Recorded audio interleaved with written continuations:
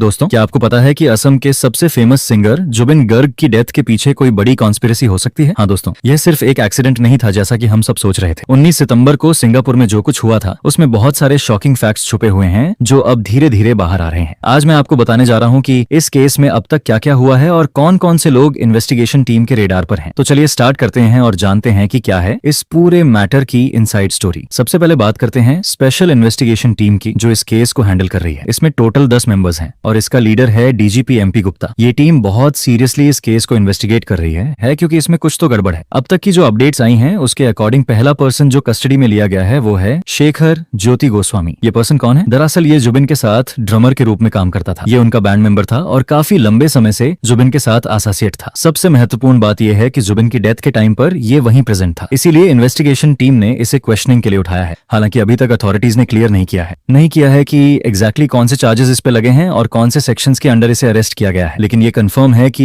ये इन्वेस्टिगेशन का एक इंपॉर्टेंट पार्ट है। अब बात करते हैं दूसरे सस्पेक्ट की। इंडिया टुडे की रिपोर्ट के अकॉर्डिंग श्याम कानू महांता भी एसआईटी की नजर में है। ये पर्सन एंटरप्रेन्योर है और कल्चरल एक्टिविस्ट भी है। अभी तक इसे अरेस्ट नहीं किया गया है, लेकिन कहा जा रहा है कि ये भी इन्वेस्टिगेशन के सर्कल में है। इंटरेस्टिंग बात यह है कि रिपोर्टेडली उसने खुद सीआईडी से कॉन्टैक्ट किया है सरेंडर करने के लिए। अगर इसे भी डिटेन किया जाता है तो और भी शॉकिंग डिटेल्स सामने आ सकती हैं। इसके अलावा सिंगापुर असम एसोसिएशन के कुछ मेंबर्स भी इन्वेस्टिगेशन के अंडर आ सकते हैं। टीम चाहती है कि पता चले कि इन सब लोगों का जुबिन की डेथ से क्या कनेक्शन है। यहाँ एक और इंपॉर्टेंट नेम आती है सिद्धार्थ शर्मा। ये जुबिन के मैनेजर थे। एसआईटी ने इनके घर पर भी रेड की है ताकि पता चल सके कि कहीं कोई कनेक्शन तो नहीं है। लेकिन 25 सितंबर को एक बड़ा ड्रामा हुआ। जुबिन के फैंस गुवाहाटी में मैनेजर के घर के बाहर गैदर हो गए। बहुत वायलेंट प्रोटेस्ट हुआ, स्टोन पेल्टिंग हुई, घर का मेन एंट्रेंस तोड़ने की कोशिश की गई, यहाँ तक कि पुलिस व्हीकल्स को भी डैमेज करने की कोशिश की गई। सिचुएशन इतनी आउट ऑफ कंट्रोल हो गई कि पुलिस को लाठी चार्ज करना पड़ा। इस इंसिडेंट में क्राउड को भड़काने के चार्जेस में 2 लोगों को उसी दिन डिटेन भी किया गया था। अब आपको बैकग्राउंड बताते हैं। जुबिन सिंगापुर गए थे नॉर्थ ईस्ट इंडिया फेस्टिवल के लिए पार्टिसिपेट करने। 20 और 21 को उन्हें परफॉर्म करना था, लेकिन 19 सितंबर को वो स्विमिंग के लिए गए थे और डाइविंग के दौरान उनकी डेथ हो गई। उनका बॉडी भारत लाया गया और फ्यूनरल में रिपोर्टेडली 15 लाख लोग आए थे। इतनी भीड़ थी कि ड्रोन शॉट्स भी वायरल हुए। अब यहाँ आता है सबसे बड़ा ट्विस्ट। जो हम सब सोच रहे थे कि ये एक सिंपल एक्सीडेंट था, वो शायद नहीं है। इन्वेस्टिगेशन टीम को कुछ ऐसे एविडेंसेस मिले हैं जिससे लग रहा है कि इसमें कुछ प्लानिंग हो सकती है, वरना इतनी डिटेल से इन्वेस्टिगेशन क्यों होती। अब सवाल ये है कि क्या सच में जुबिन की डेथ में कोई कॉन्स्पिरेसी थी? क्या उनके क्लोज एसोसिएट्स ही उनके एनिमीज थे और क्या वो सब प्लानिंग के अकॉर्डिंग सिंगापुर गए थे? दोस्तों, यह केस अभी शुरुआत में है और आने वाले दिनों में और भी शॉकिंग रेवलेशंस हो सकते हैं। अगर आप चाहते हैं कि इस केस की हर अपडेट आप तक पहुंचे तो इस वीडियो को लाइक करिए, सब्सक्राइब बटन दबाइए और बेल आइकन को प्रेस करना न भूलिए, क्योंकि जैसे ही कोई नई जानकारी आएगी मैं तुरंत आपको बताऊंगा।